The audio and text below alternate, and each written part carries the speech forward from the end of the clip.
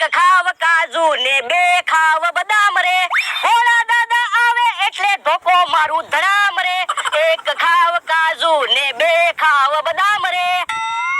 તમે જો આયા ને આયા બેહવું છે, ભોળા દાદા આવે ને એટલે ઢીબી નાખવા છે. હે કોક આવતું લાગે, બકુલભાઈ છે હું. હે લ્યો બોલો હું ખાવ છો?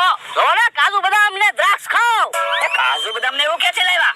ઓયડીમાં પડ્યું તું ડબ્બામાં, તે બેઠો બેઠો ખાવ છું. હે તો મારે કાજુ બદામ તો ખાવા છે. ખાવ ખાવ, આપડા સેમ સમજીને ખાવ.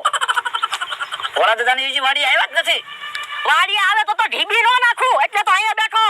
જો બોલો તો તમે દુકાને ગયા જ નથી? ના રે ના, કાલે એવડે એને મને કેવો ઢીબી નાખ્યો, એટલે અહીંયા બેઠો. આવે ને એટલે બેને ઢીબી નાખવા છે. જો તમે પણ એવડે એ વાડીએ નહીં આવે તો? વાડીએ કેમ નો આવે? એની વાડી છે, વાડીએ તો આવશે જ તેને. હા ઈ હાસું, આપણે બેઠા બેઠા કાજુ બદામ ખાવી તો હું. હે ઈ હું બોલે? ક્યાંક નીંદણો બોલતો એવું લાગે.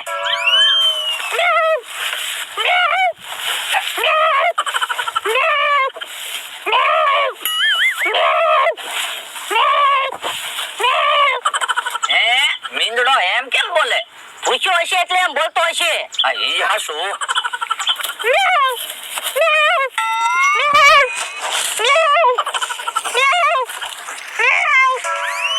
ભોળા દાદાની રોજ ખવડાવતા છે એટલે મીંદડો આવ્યો છે.